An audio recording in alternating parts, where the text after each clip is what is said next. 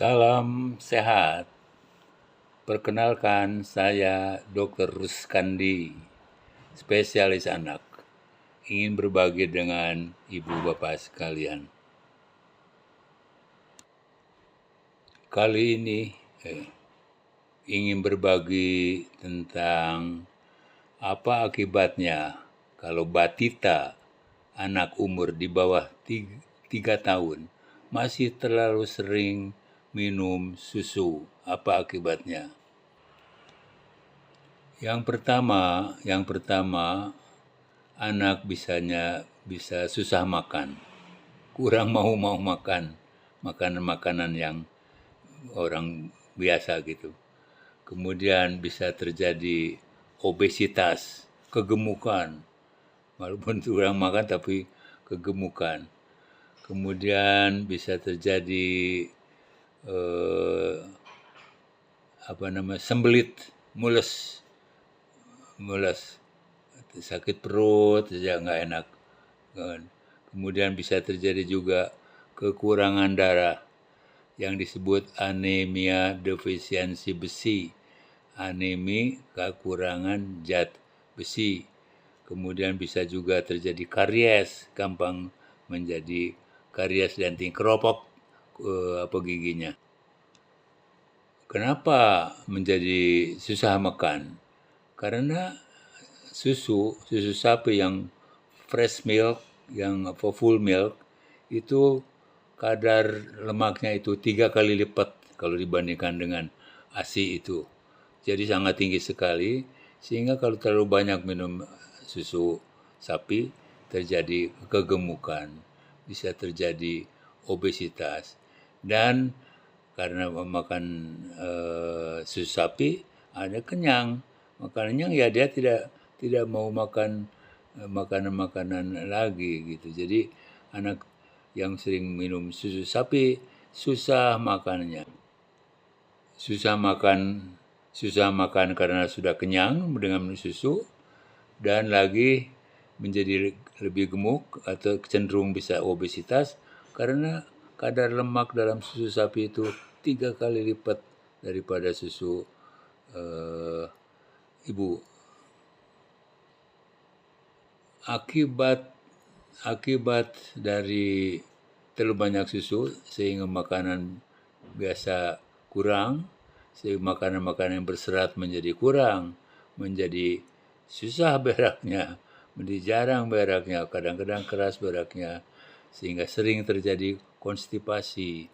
Dan keluhan konstipasi adalah sakit perut, mules perut, nggak enak gitu perutnya itu. Juga apalagi kalau susu diminumnya melalui dot bukan melalui cangkir, itu sering terjadi karies dentis, keropok tulangnya, berlubang, karies, terutama akibat minum susu pada waktu mau tidur, mau pakai dot, mau tidur minum susu pakai dot, sehingga giginya itu, mulutnya tidak sempat dibersihkan, tidak dapat dibersihkan lagi, sehingga ya sisa-sisa susu dalam gigi itu akan timbul bakteri-bakteri di situ tumbuh dan hanya merusak gigi sehingga menjadi karies dentis. Dan anak yang sering susu itu kadang-kadang sering mengalami kurang darah, kekurangan zat besi. Kurang zat besi yang namanya kalau bahasa Inggrisnya itu Fe, defisiensi besi itu, besi. Jadi anemi sehingga menjadi lesu, malas, ya, konsentrasinya berkurang, kalau belajar itu cepat lelah gitu ya.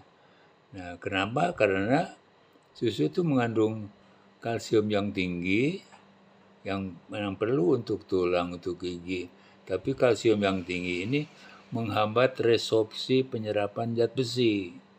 Sehingga dari bulan ke bulan terus minum susu terus, zat besi kurang yang diserap, walaupun kita memakan zat besi tidak bisa diserap ke dalam tubuhnya, maka tubuhnya lama-lama kekurangan zat besi, yaitu Fe, defisiensi besi.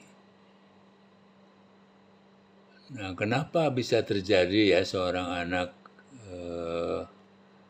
menjadi berlebihan minum susunya, anak di bawah 3 tahun, 2 tahun, umur 3 tahun masih sering minta susu, nangis kalau nggak ada susu, disuruh makan meminta susu dulu, gitu. Itu apa sebabnya? Sebabnya adalah karena kesalahan mendidik minum susu pada waktu bayi. Kesalahan memberikan makanan, cara-cara memberikan pada waktu bayi masih berumur di bawah 1 tahun. Jadi harus benar, harus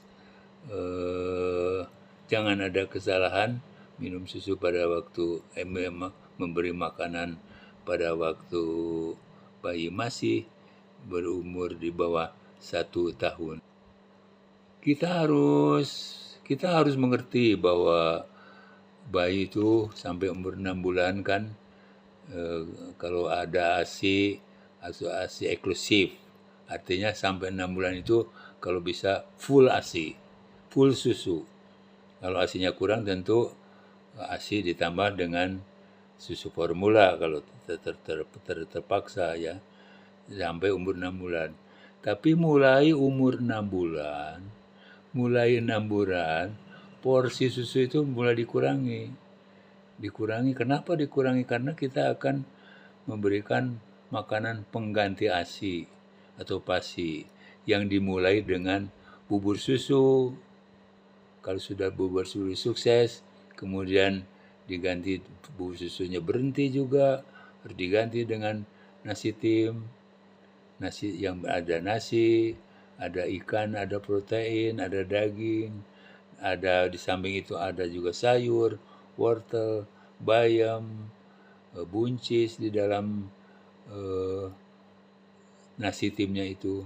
Kemudian setelah sukses itu, maka juga diberikan mulai makanan-makanan yang bukan susu, seperti buah-buahan, ada pisang, ada jambu, ada berry, ada macam-macam buah-buahan.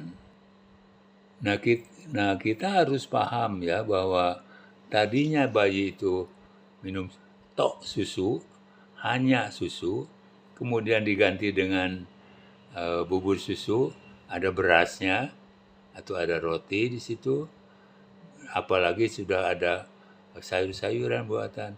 Itu tekstur dari makanannya itu berubah. Perubahan tekstur ini, perubahan rasa dan tekstur ini itu tidak bisa segera otomatis bayi bisa menerimanya.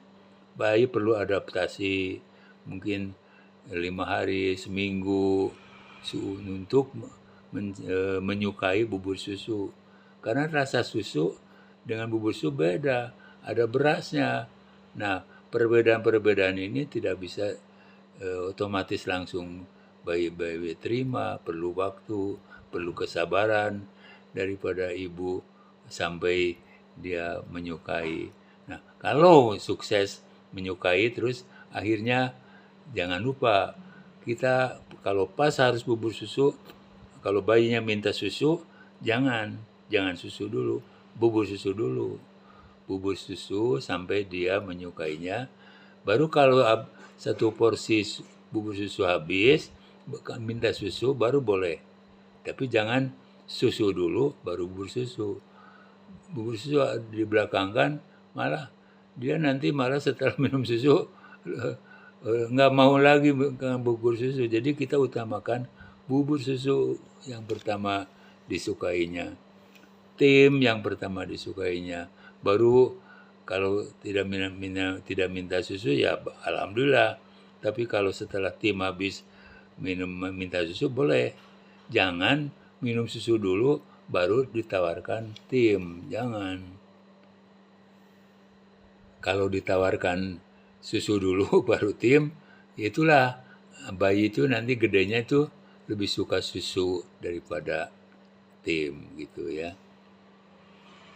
Nah, lalu batita yang nyusu terus, makan sayurnya jadi kurang, karbohidrat juga kurang, serat-serat yang penting itu sama sekali kurang. Ini yang akan menyebabkan dia tidak bisa berak lancar, bisa terlambat berak beberapa hari nggak berak karena serat-serat yang disuplai oleh sayur-sayuran, buah-buahan, beberapa karbohidrat itu kurang ya jadi sering susah berak dan sering sembelit jadinya nangis saja karena sembelit.